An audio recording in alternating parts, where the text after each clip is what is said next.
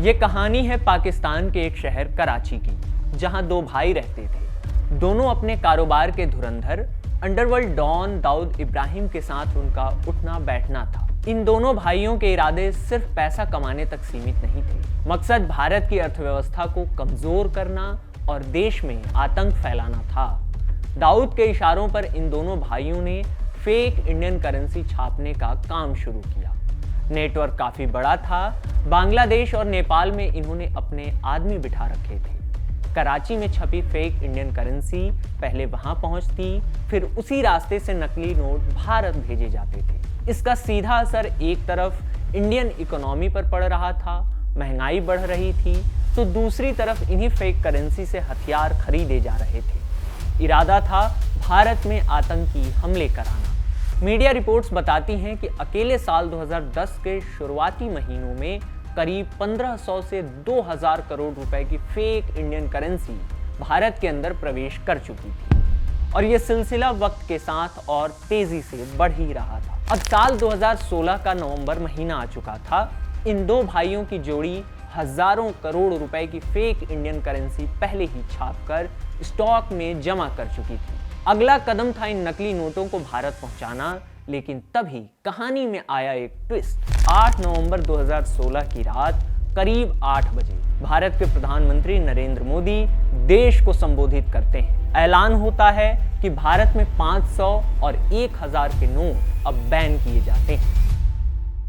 Note Bharat में ban हो गए और कराची में बैठे इन दोनों भाइयों का बरसों से खड़ा किया गया पूरा नेटवर्क एक ही झटके में मिट्टी में मिल गया। जो धंधा लंबे समय की प्लानिंग और मेहनत से खड़ा किया गया था, वो पल भर में खत्म हो गया। ये दोनों भाई थे खनानी ब्रदर्स। एक का नाम अल्ताफ खनानी और दूसरे का जावेद खनानी। तो किस्सा के इस एपिसोड में सुनाएंगे कहानी खनानी ब्रदर्स की। कैसे पिता के फॉरेन एक्सचेंज के छोटे से दुकान को इन दोनों भाइयों ने बड़े बिजनेस में बदला। कैसे अल्ताफ खनानी ने विदेश में और जावेद ने पाकिस्तान में अपने नेटवर्क बिल्ड किए। बताएंगे कि कैसे इन दोनों की मुलाकात अंडरवर्ल्ड डॉन और मुंबई ब्लास्ट के मास्टरमाइंड दाऊद इब्राहिम से हुई। दोनों ने दाऊद के नशे और हथियार के इलीगल कारोबार को फलने फूलने में मदद की। सुनाएंगे वो किस्सा कि अमेरिका की एजेंसी ने कैसे अल्ताफ को उसी के बुने जाल में फंसाया और उसे गिरफ्तार कर लिया। आखिर में वो किस्सा भी कि भारत में नोटबंदी के बाद जावेद खनानी की रहस्यमयी मौत कैसे हो गई। नमस्ते, मेरा नाम आकाश है। आप खबरगांव देख रहे हैं और ये किस्सा है खनानी ब्रदर्स का।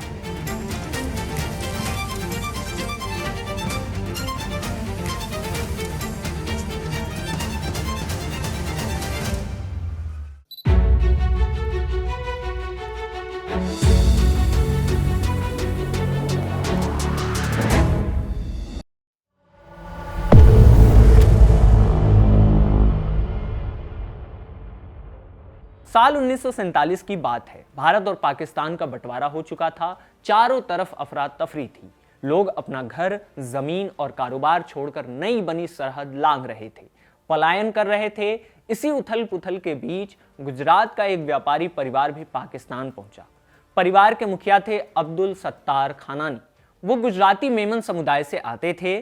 कहा जाता है कि मेमन समुदाय के लोगों के खून में ही बिजनेस होता है। ये लोग जुबान के पक्के और सौदे के माहिर माने जाते हैं। अब्दुल सत्तार खनानी गुजरात से पाकिस्तान के कराची पहुंचे। उन्होंने इसी शहर को अपना नया घर बना लिया। हालात मुश्किल थे, लेकिन इरादा साफ था कि नौकरी नहीं करेंगे, छोटा ही सही लेकिन करेंगे तो व्यापार ही। कराची के बोल्टन मार्केट में फुटपाथ पर एक चलती फिरती करेंसी एक्सचेंज की दुकान खोल ली। लोग दूसरे देशों की करेंसी उनके पास लेकर आते, उसे वो बदलकर पाकिस्तानी नोट दे देते थे। इसी से उनकी कमाई होती रही लगभग 1 दशक तक। इसी बीच 2 मई 1961 के दिन सत्तार खनानी के घर एक जुड़वा बेटे ने किलकारी भरी। एक का नाम रखा गया जावेद और दूसरे का अल्ताफ। दोनों भाइयों का बचपन अपने पिता का काम देखते हुए बीता और बड़े हुए तो पिता के साथ काम करने लगे। वहीं उन्होंने फॉरेन करेंसी के काम को बारीकी से समझना शुरू किया। 1980 के दशक की शुरुआत तक दोनों भाई पिता के काम को पूरी तरह संभालने लगे थे। इधर कराची के व्यापारिक हलकों में एक और नाम तेजी से उभर रहा था। नाम था हनीफ कालिया। हनीफ और सत्तार लगभग हम उम्र थे, दोनों एक दूसरे को भली भांति जानते थे। हनीफ का काम भी करेंसी से ही जुड़ा हुआ था, लेकिन थोड़ा अलग। ये काम था प्राइज बॉन्ड ट्रेडिंग का। इसी कारण हनीफ और सत्तार खनानी एक दूसरे के अच्छे दोस्त बन गए। अब ये प्राइज बॉन्ड ट्रेडिंग काम कैसे करता था? उस दौर में प्राइज बॉन्ड पाकिस्तान सरकार की एक स्कीम थी। इसमें लोग एक तय कीमत का बॉन्ड खरीदते थे। उस बॉन्ड पर कोई ब्याज नहीं मिलता था, लेकिन हर महीने या तय समय पर लकी ड्रॉ होता था। उस लकी ड्रॉ में कुछ बॉन्ड नंबर निकलते थे। जिस व्यक्ति का बॉन्ड नंबर उससे मैच कर जाता, वो लकी ड्रॉ जीत जाता था। इनाम के रूप में बड़ी रकम दी जाती थी, यानी बॉन्ड का पैसा सुरक्षित रहता था। ऊपर से बॉन्ड खरीदने वालों के पास ये मौका होता था कि वो लकी ड्रॉ के जरिए ज्यादा पैसा जीत सकें। ये तो हुआ प्राइज बॉन्ड का कॉन्सेप्ट, लेकिन हनीफ का काम था प्राइज बॉन्ड ट्रेडिंग का। अब ये क्या था? बहुत से लोग सिर्फ लकी ड्रॉ में हिस्सा लेने के लिए बॉन्ड नहीं खरीदते थे, बल्कि वो इसे खरीद कर बाजार में बेच देते थे। हनीफ जैसे ट्रेडर्स इन्हें खरीद लेते थे। जब प्राइज निकलने का समय करीब आता तो हनीफ की तरफ से कहा जाता था कि फलां बॉन्ड पर इनाम जीतने के चांसेस सबसे ज्यादा हैं और वो नंबर हमारे पास हैं। आप अपने रिस्क पर ये बॉन्ड खरीद सकते हैं। मान लेते हैं उस बॉन्ड की कीमत 1000 रुपए थी। हनीफ ने उसे 1500 रुपए में खरीदा था। बाजार में उस बॉन्ड के जीतने की हवा फैलाने के बाद उसकी कीमत आसमान छूने लगती। उस बॉन्ड पर बोली लगने लगती थी। इससे हनीफ काफी पैसे कमाता। यही था प्राइज बॉन्ड ट्रेडिंग का पूरा कॉन्सेप्ट। जैसे जैसे साल आगे बढ़ रहा था, पाकिस्तान की अर्थव्यवस्था ओपन हो रही थी। 90 के शुरुआती सालों में विदेशों से सामान इंपोर्ट होने लगे। लोग दूसरे देशों में जाकर कमाई कर रहे थे। गल्फ कंट्रीज से पाकिस्तान के प्रवासी कामगार भर भर कर पैसा भेज रहे थे। बाजार बदल रहा था। करेंसी एक्सचेंज के बिजनेस में बड़ा स्कोप दिख रहा था। कालिया और खनानी परिवार के बीच दोस्ती पहले से ही थी। हनीफ कालिया का एक बेटा था जिसका नाम था हुजैफा कालिया। वो अपने पिता के काम को देख रहा था। उधर सत्तार खानानी के बेटे अल्ताफ और जावेद भी अपने पिता का काम देख रहे थे। खानानी ब्रदर्स अपने पिता के काम को थोड़ा एक्सपेंड करना चाहते थे, लेकिन इसके लिए पूंजी और बड़े नेटवर्क की जरूरत थी। यहीं पर काम आया कालिया परिवार, जिसके पास पैसे भी थे और नेटवर्क भी। अल्ताफ और जावेद ने हनीफ कालिया और उसके बेटे हुजैफा से बात की। दोनों परिवार राजी हो गया। इधर स्टेट बैंक ऑफ पाकिस्तान यानी SBP ने फॉरेन एक्सचेंज और करेंसी का काम करने वालों को लाइसेंस देना शुरू कर दिया था। खानानी ब्रदर्स और कालिया फैमिली दोनों ने सोचा कि मिलकर एक कंपनी की नींव रखी जाए, फॉरेन एक्सचेंज के बिजनेस को थोड़ा अप स्केल किया जाए। दोनों परिवार के बच्चों ने मिलकर लाइसेंस अप्लाई किया और कराची में ही एक कंपनी की नींव रखी, जिसका नाम रखा गया खानानी एंड कालिया इंटरनेशनल, KKI।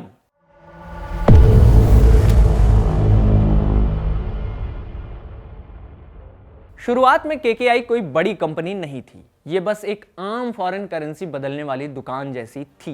ये कराची के बोल्टन मार्केट में थी। लोग यहाँ डॉलर, दिरहम या दूसरी विदेशी करेंसी बदलवाने आते थे। शुरुआत में KKI इसी काम पर फोकस कर रहा था। पाकिस्तान के अंदर का पूरा काम जावेद खनानी और कालिया देखता था। अल्ताफ दुबई जा चुका था। दुबई में उसने अपने नेटवर्क बिल्ड करने शुरू कर दिए। ऐसा क्यों किया? क्योंकि इरादे कुछ और ही थे। थोड़ा और इंतजार कीजिए, आपको सब कुछ पता चल जाएगा। KKI पाकिस्तान के अलग अलग शहरों में भी अपने काम को एक्सपेंड करने लगा था। धीरे धीरे KKI सिर्फ पाकिस्तान या कराची तक सीमित नहीं रही। दुबई के बाद लंदन, न्यूयॉर्क और टोरंटो जैसे बड़े शहरों में अल्ताफ ने अपने लोगों को बिठा दिया। कनेक्शन काफ़ी बड़े कर लिए थे। हालात ऐसे हो गए कि पाकिस्तान के फॉरेन एक्सचेंज मार्केट का करीब 40% हिस्सा KKI के हाथों में था। हर साल अरबों डॉलर का लेन देन हो रहा था। बाहर से देखने पर यह एक सफल और वैध कंपनी लगती थी, लेकिन अंदर की कहानी कुछ और ही थी। इस कारोबार के पीछे एक पैरेलल सिस्टम चल रहा था। इसे हवाला कहते हैं। हवाला एक गैर कानूनी पैसा भेजने का तरीका है। इसमें बैंक का कोई रोल नहीं होता, ना कोई फॉर्म, ना कोई रसीद, ना कोई सरकारी रिकॉर्ड। सारा खेल जुबान का होता है। और जैसा पहले भी बताया कि खानानी परिवार का ताल्लुक गुजरात के मेमन समुदाय से था, जिसके बारे में कहा जाता है कि जुबान दे दी तो वो उससे मुकरते नहीं हैं। यही भरोसा खानानी ब्रदर्स के लिए एक अवसर बनकर आई। हवाला सिस्टम काम कैसे करता है, इसे थोड़ा समझ लीजिए। मान लेते हैं किसी इंसान को कराची से दुबई पैसे भेजने हैं। अगर वो बैंक से भेजेगा तो पहचान देनी पड़ेगी, साइन करने होंगे, दस्तावेज दिखाने होंगे, टैक्स लगेगा। सरकार को पता चल जाएगा। लेकिन हवाला में ऐसा कुछ नहीं होता। आदमी कराची में एक हवाला एजेंट को बस नकद पैसे दे दे, एजेंट दुबई में बैठे अपने पार्टनर को इत्तला कर देगा और दुबई वाला एजेंट उसी वक्त उतनी ही रकम लेकर वहां पहुंच जाएगा जहां पैसे पहुंचाने हैं। बाद में ये एजेंट आपस में हिसाब किताब सेट कर लेते हैं। इसी हवाला सिस्टम को खानानी ब्रदर्स अब इस्तेमाल करने लगे थे। बदले में इन्हें खूब कमीशन मिलता था। कहा जाता है कि अल्ताफ ने अपने नेटवर्क को इतना फैला लिया था कि दुबई का अल जरूनी एक्सचेंज भी इसका बड़ा पार्टनर बन चुका था, जहां नगद लेन देन बिना किसी कागजी कार्रवाई के होता था। अगर कराची से किसी व्यापारी को दुबई पैसा भेजना होता तो वो रकम जावेद के नेटवर्क में जमा हो जाती और उसी समय अल्ताफ के कॉन्टैक्ट्स के जरिए दुबई में उतनी ही रकम पहुंचा दी जाती। न कोई बैंक रिकॉर्ड, न टैक्स, न सबूत। खानानी ब्रदर्स के नेटवर्क की रफ्तार ने धीरे धीरे पाकिस्तान के ताकतवर लोगों का ध्यान खींच लिया। नेता, अफसर और बड़े कारोबारी बैंकों से ज्यादा केकेआई पर भरोसा करने लगे। कारण सीधा था, यहां पैसे बिना सवाल के और बिना किसी रिकॉर्ड के बाहर भेजा जा सकता था। काला धन छुपाने का यह एक जरिया बन चुका था।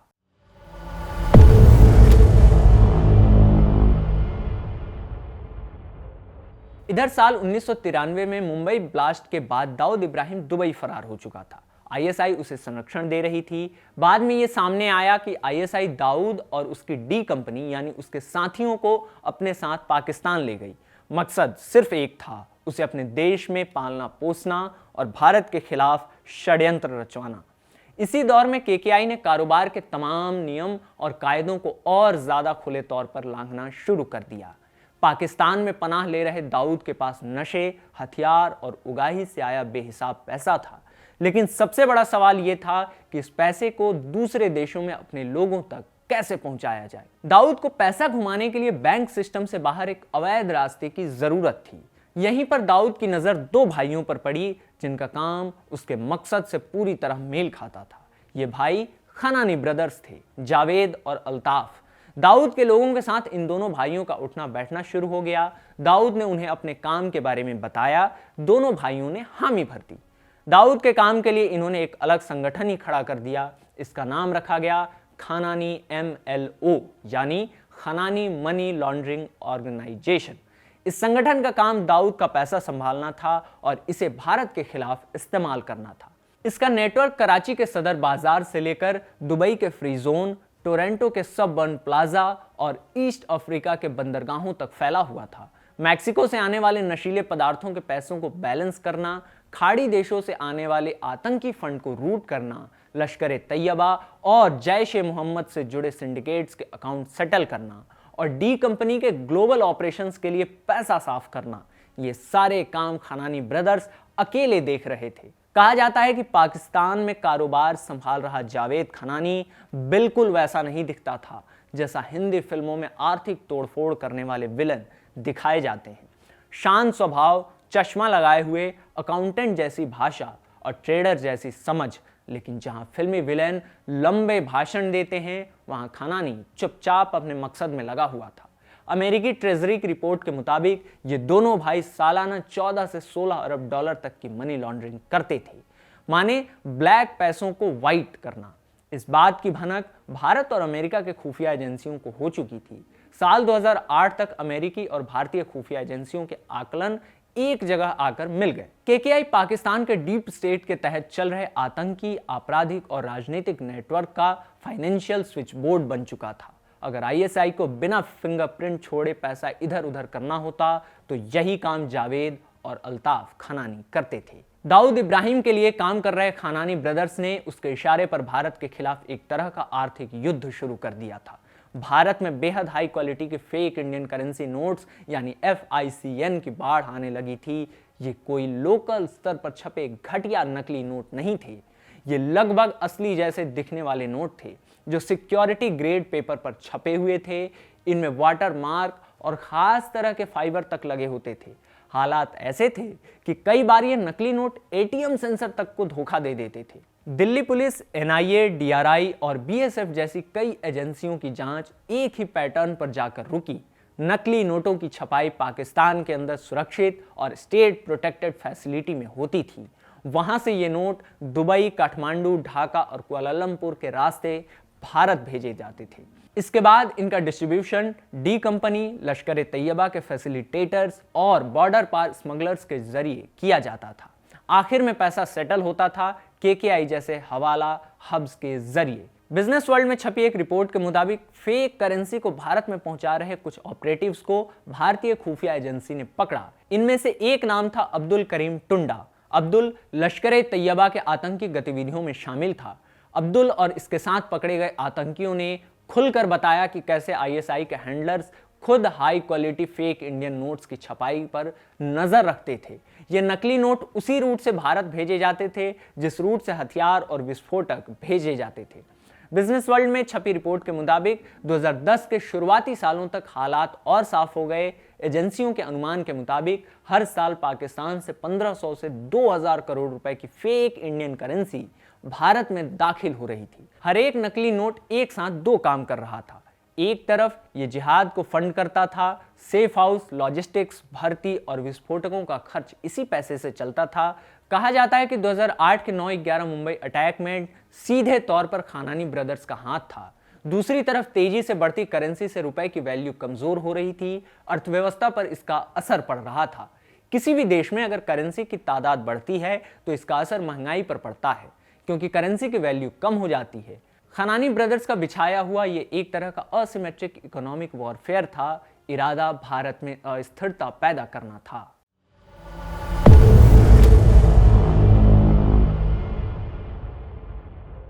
साल 2010-11 की बात है। इसी दौर में दुनिया की सबसे बड़ी और प्रतिष्ठित करेंसी पेपर बनाने वाली कंपनी दे ला रियो एक बड़े विवाद में फंस गई। ये वही ब्रिटिश कंपनी है जो दुनिया के कई देशों के लिए नोट छापने का कागज, सिक्योरिटी थ्रेड और दूसरे सिक्योरिटी मटेरियल सप्लाई करती है। भारत में जब इसका ऑडिट हुआ तो कई गंभीर गड़बड़ियां सामने आईं। जांच में पता चला कि भारत को सब स्टैंडर्ड यानी घटिया क्वालिटी का करेंसी पेपर सप्लाई किया गया था। क्वालिटी सर्टिफिकेट्स में हेराफेरी के सबूत मिले। करीब 2000 टन करेंसी पेपर रिजेक्ट करना पड़ा। इन खुलासों के बाद भारत सरकार ने कंपनी को लगभग ब्लैकलिस्ट कर दिया, यानी आधिकारिक तौर पर उसे बाहर का रास्ता दिखा दिया गया। लेकिन कहानी यहीं खत्म नहीं हुई।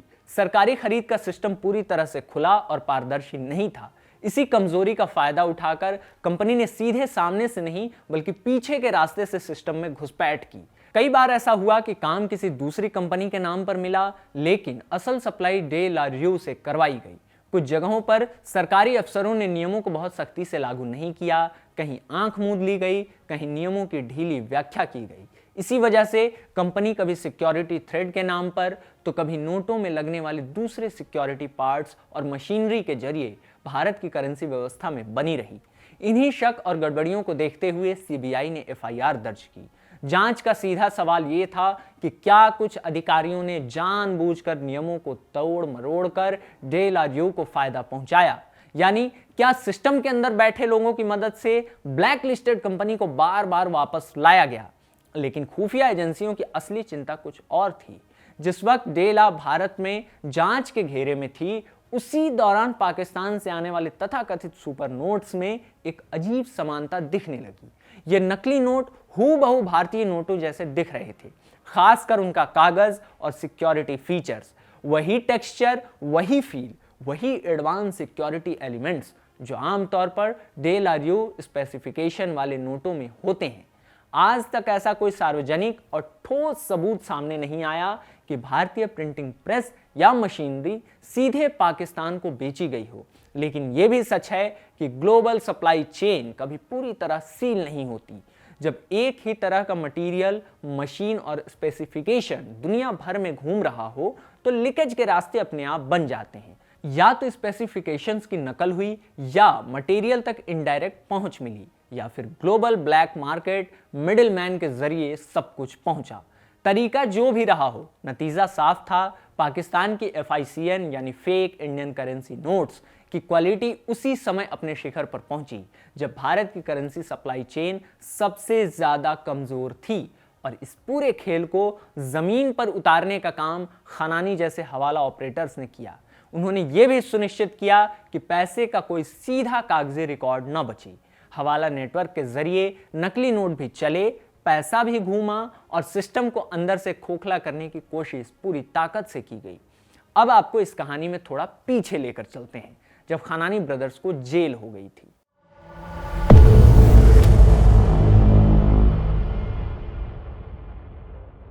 दो 2000 के मध्य दशक तक खानानी ब्रदर्स का नेटवर्क पूरी रफ्तार से चल रहा था। इसी दौरान इंटरनेशनल एजेंसियों की नज़र भी इन पर पड़ने लगी थी। वजह साफ थी, खानानी ब्रदर्स सिर्फ साउथ एशिया तक सीमित नहीं थे, उनके तार अमेरिका तक जुड़े हुए थे। ये लोग मैक्सिको के कुख्यात ड्रग कार्टेल सिनालोआ कार्टेल से भी जुड़े हुए थे, जो दुनिया के सबसे बड़े नशे के नेटवर्क में गिना जाता है। जब अमेरिका की DEA यानी ड्रग इन्फोर्समेंट एडमिनिस्ट्रेशन एजेंसियों ने गहराई से जांच की, तो उन्होंने अपनी रिपोर्ट्स में साफ लिखा कि खानानी ब्रदर्स सिर्फ दाऊद इब्राहिम या अलकायदा तक सीमित नहीं थे, उनके लिंक हिजबुल्लाह और तालिबान जैसे आतंकी संगठनों से भी थे।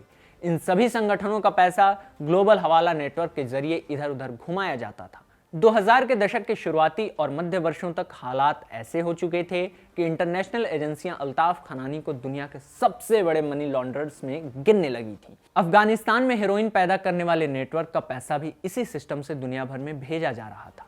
आतंक और नशा दोनों एक साथ फैल रहे थे। ये सब काम दोनों भाई मिलकर कर रहे थे। जावेद खानानी पाकिस्तान में बैठा था, जबकि अल्ताफ दुबई में रहकर इंटरनेशनल ऑपरेशन संभाल रहा था। धीरे धीरे इस धंधे में पूरा परिवार शामिल कर लिया गया। अल्ताफ ने अपने बेटे उबैद को और जावेद ने अपने बेटे हुजैफा को इस नेटवर्क का हिस्सा बना दिया। इन दोनों लड़कों ने अपने अपने रोल तय किए। एक ने बिजनेस एंटिटी बनाई और दूसरे ने ट्रेडिंग कंपनी खड़ी की। दुबई में एक कंपनी बनाई गई जिसका नाम था मजाका जनरल ट्रेडिंग LLC। बाहर से ये बिल्कुल लीगल और साफ सुथरी ट्रेडिंग कंपनी दिखती थी, लेकिन असल में ये कंपनी मनी लॉन्ड्रिंग का फ्रंट बन गई। इन लीगल कंपनियों की आड़ में पाकिस्तान और दूसरे देशों से छोटे स्तर पर भी हवाला और अवैध फंड ट्रांसफर चलता रहा। एक तरह से पूरा परिवार इस धंधे का हिस्सा बन चुका था। इसी बीच US ट्रेजरी और दूसरी अमेरिकी एजेंसियों की नज़र पहले से ही अल्ताफ खानानी पर बनी हुई थी। दूसरी तरफ भारतीय खुफिया एजेंसियां लगातार अमेरिका को इनपुट दे रही थीं। भारत के लिए खतरा बहुत बड़ा था। फेक इंडियन करेंसी नोट्स का जाल तेजी से फैल रहा था। धीरे धीरे ये शिकंजा कसता जा रहा था और यही आगे चलकर खानानी नेटवर्क के पतन की शुरुआत बनी। फिर आया साल 2008। पूरी दुनिया ग्लोबल इकोनॉमिक क्राइसिस से जूझ रही थी। पाकिस्तान के हालात भी ठीक नहीं थे। परवेज मुशर्रफ का दौर खत्म हो रहा था और देश डेमोक्रेसी की तरफ बढ़ रहा था। ऊपर से इकोनॉमी कमजोर हो चुकी थी। पाकिस्तानी रुपया तेजी से गिरने लगा था और डॉलर लगातार महंगा होता जा रहा था। स्टेट बैंक ऑफ पाकिस्तान को शक हुआ कि देश से बड़ी मात्रा में डॉलर गैर कानूनी तरीके से बाहर भेजे जा रहे हैं। शक की सुई सीधे खानानी जैसे बड़े हवाला नेटवर्क्स पर गई। नवंबर 2008 में पाकिस्तान की फेडरल इन्वेस्टिगेशन एजेंसी यानी FIA ने बड़ा एक्शन लिया। लाहौर, कराची और गुंजरावाला में KKI के ऑफिसों पर एक साथ छापे मारे गए। जावेद खानानी, अल्ताफ खानानी और मुनाफ कालिया को गिरफ्तार कर लिया गया। ये वही लोग थे जिनका नाम पाकिस्तान के सबसे बड़े फॉरेक्स खिलाड़ियों में लिया जाता था। इसी दौर में मुंबई में 26/11 का आतंकी हमला हुआ। जांच में हवाला फंडिंग की बात सामने आई और खानानी नेटवर्क का नाम भी उछला। FIA का दावा था कि KKI ने करीब 39 बिलियन पाकिस्तानी रुपए देश से बाहर भेजे थे। यानी एक तरह से ये लोग बैंक के बाहर अपना अलग ही सिस्टम चला रहे थे, जिसने पाकिस्तान की इकोनॉमी को अंदर से खोखला कर दिया। 10 नवंबर 2008 को स्टेट बैंक ऑफ पाकिस्तान ने KKI का लाइसेंस सस्पेंड कर दिया और इसे हमेशा के लिए रद्द कर दिया गया। यही मामला आगे चलकर पाकिस्तान फॉरेक्स स्कैम के नाम से जाना गया। गिरफ्तारी के बाद जावेद, मुनाफ और अल्ताफ तीनों जेल में थे, लेकिन उनका नेटवर्क इतना सॉलिड था कि केस से सबूत धीरे धीरे गायब होते गए। गवाह लापता हो गए। केस लगभग कमजोर बन चुका था। मार्च 2011 में यानी 3 साल बाद कोर्ट ने जावेद, अल्ताफ और मुनाफ को बरी कर दिया। KKI पाकिस्तान में बैन हो चुका था, लेकिन इन दोनों भाइयों ने जेल से निकलने के बाद MLO यानी मनी लॉन्ड्रिंग ऑर्गेनाइजेशन को दोबारा जिंदा किया। अल्ताफ एक बार फिर दुबई पहुंच गया और जावेद पाकिस्तान में ही काम करता रहा। इंडियन फेक करेंसी बनाने की रफ्तार इसने अब और तेज कर दी थी।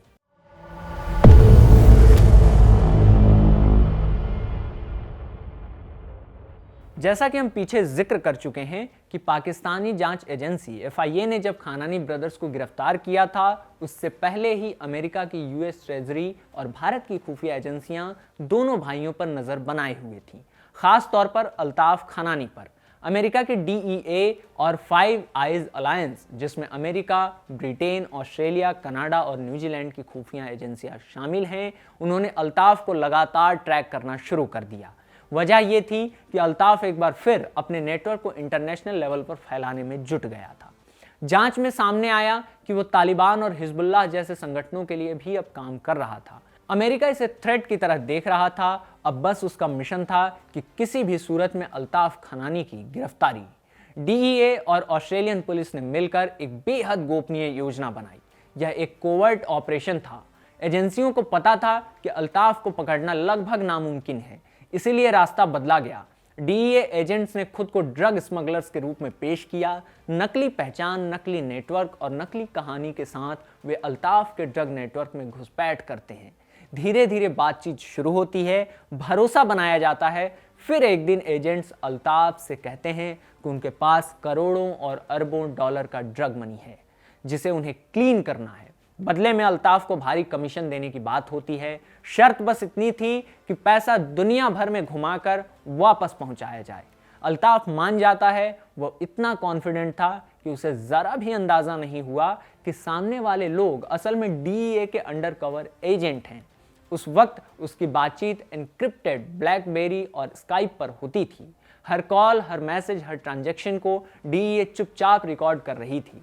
टेस्ट के लिए पहले छोटे अमाउंट दिए गए, कुछ पैसे दुबई में उसके लोगों को दिए गए, कुछ ऑस्ट्रेलिया और कुछ कनाडा में भी।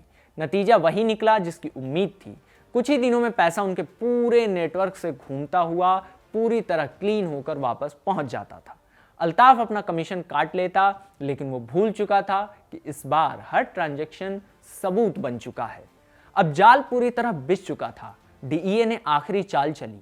अल्ताफ का भरोसा जीतने के लिए कहा गया कि अगली डील पहले से कहीं बड़ी है, लेकिन इस बार आमने सामने मिलना होगा। मीटिंग की जगह तय हुई, पनामा। अल्ताफ तैयार हो गया।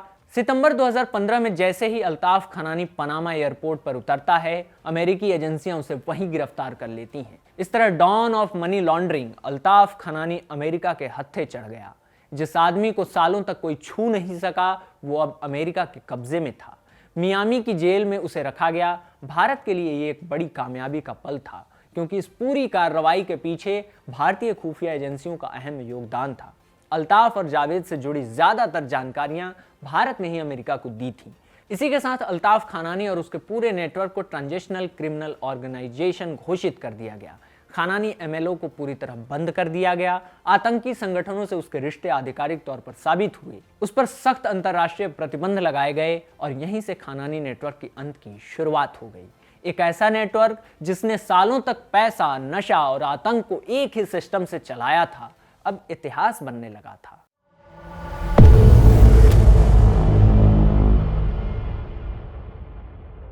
अमेरिका अपना काम कर चुका था। अब बारी थी भारत की। अल्ताफ की गिरफ्तारी के करीब एक साल बाद 8 नवंबर 2016 की रात 8 बजे प्रधानमंत्री नरेंद्र मोदी देश को संबोधित करते हैं। वो ऐलान करते हैं कि अब से 500 और 1000 रुपए के नोट मार्केट में वैध नहीं माने जाएंगे। डिमोनेटाइजेशन के इस फैसले के बाद भारत में हर एटीएम और बैंक के सामने लंबी लंबी कतारें लगने लगीं। लेकिन दूसरी तरफ इसका असर यह हुआ कि पाकिस्तान में बैठे जावेद खनानी का फेक इंडियन करेंसी धंधा ठप पड़ गया। उसके पास स्टॉक में हजारों करोड़ों रुपए के फेक इंडियन करेंसी पड़े हुए थे, जिसे भारत भेजा जाना था। एक ही रात में वो सारा पैसा सिर्फ कागज का टुकड़ा बनकर रह गया। बताया जाता है कि ये पैसा सिर्फ जावेद का नहीं था, बल्कि दाऊद की डी कंपनी और दूसरे अंडरवर्ल्ड नेटवर्क का भी था। ये रकम एडवांस में जावेद को दी गई थी ताकि वो इसे पाकिस्तान से आगे दुनिया भर में डिस्ट्रीब्यूट कर सके। डिमोनेटाइजेशन के बाद जावेद खनानी का डाउनफॉल शुरू हो गया। तकनीकी रूप से वो दिवालिया हो चुका था। अंडरवर्ल्ड का दबाव उस पर बढ़ने लगा। डी कंपनी को अपना पैसा चाहिए था। उधर उसका भाई अल्ताफ खनानी पहले से अमेरिका की जेल में था। हालात तब और बिगड़ गए जब अल्ताफ ने पूछताछ के दौरान कबूलनामे देने शुरू कर दिए। उसने बताया कि पैसा कहां से आता था, कौन कौन लोग शामिल थे, पाकिस्तान के कौन से बड़े चेहरे इस नेटवर्क का हिस्सा थे और नकली भारतीय करेंसी कैसे भारत भेजी जाती थी। ये सब पाकिस्तान के स्टेट स्पॉन्सर्ड टेरर नेटवर्क के लिए भी बड़ा खतरा बन गया। जावेद खनानी अब सबके लिए परेशानी की वजह बन चुका था। अमेरिकी एजेंसियां अल्ताफ के जरिए जावेद तक पहुंचने की योजना बना रही थीं। उधर जावेद पर लगातार दबाव बढ़ता जा रहा था। वो लगभग डिप्रेशन में जा चुका था। नोटबंदी को हुए अब 26 दिन बीत चुके थे। तारीख थी 4 दिसंबर 2016। जावेद खनानी कराची की मोहम्मद अली जोहर सोसाइटी पहुंचा। वहां एक अंडर कंस्ट्रक्शन इमारत थी जिसका नाम साइमा टावर था। इमारत उस वक्त सिर्फ 8वें माले तक बनी थी। जावेद उस दिन साइमा टावर के टॉप फ्लोर पर मानो किसी का इंतजार करने गया था। कोई मीटिंग होने वाली थी। क्या बात होने वाली थी, क्यों होने वाली थी, किसी को कुछ नहीं पता। मौके पर मौजूद मजदूर बताते हैं कि उस दिन जावेद बहुत परेशान लग रहा था। थोड़ी देर के बाद काफी ऊंचाई से जमीन पर किसी चीज के गिरने की आवाज सुनाई दी। लोग आसपास जमा हो गए। जमीन पर खून ही खून था। एक जिंदा इंसान छत से गिरा था। यह जावेद खनानी ही था। चारों तरफ हड़कंप मच गया। ये बात आज तक साबित नहीं हो पाई कि जावेद को आखिर किसी ने 8वें माले से धक्का दिया था या फिर वो खुद कूद गया था। सच क्या था, ये आज तक रहस्य बना हुआ है। जावेद खनानी की मौत बेहद रहस्यमयी हालत में हुई। कहा गया कि डिमोनेटाइजेशन के बाद उसका नकली करेंसी नेटवर्क पूरी तरह खत्म हो चुका था। डी कंपनी उससे छुटकारा चाहती थी और पाकिस्तान के कई ताकतवर लोग भी उसे खत्म करना चाहते थे। हैरानी की बात यह रही कि पुलिस तुरंत मौके पर पहुंची, लाश उठा ले गई और पोस्टमार्टम तक नहीं कराया गया। परिवार भी आया लेकिन किसी ने कोई आपत्ति नहीं जताई। अगले ही दिन मामला आत्महत्या बताकर बंद कर दिया गया। इतने बड़े हाई प्रोफाइल केस में बिना जांच के केस बंद होना साफ संकेत था कि जावेद के पीछे कहानी शायद कुछ और थी। लेकिन भारत के एक फैसले ने पूरा खेल पलट दिया। इधर अप्रैल 2017 में अमेरिका की कस्टडी में मौजूद अल्ताफ खनानी को 68 महीने की सजा सुनाई गई। उस पर $2.5 लाख का जुर्माना लगाया गया। यूएस ट्रेजरी ने पूरे खनानी परिवार को ब्लैकलिस्ट कर दिया क्योंकि दोनों भाइयों के बेटे भी इस नेटवर्क में शामिल हो गए थे। साल 2020 में अल्ताफ खनानी 3 साल जेल में रहने के बाद रिहा हुआ, लेकिन आज वो कहां है, ये अब भी एक बड़ा सवाल बना हुआ है। तो ये थी कहानी खनानी ब्रदर्स की, जिसकी कुछ झलकियां आपने धुरंधर फिल्म में देखी होंगी। ये उनकी असली कहानी थी जिसे आपके लिए लिखा था रब्बानी ने, कैमरे पर रिकॉर्ड किया इरशाद ने। कहानी पसंद आई हो तो लाइक और शेयर कीजिएगा। खबर गांव के यूट्यूब चैनल को सब्सक्राइब भी कर लीजिए। यहाँ आपके लिए हम लेकर हाजिर होते हैं कहानियों का डोज। शुक्रिया।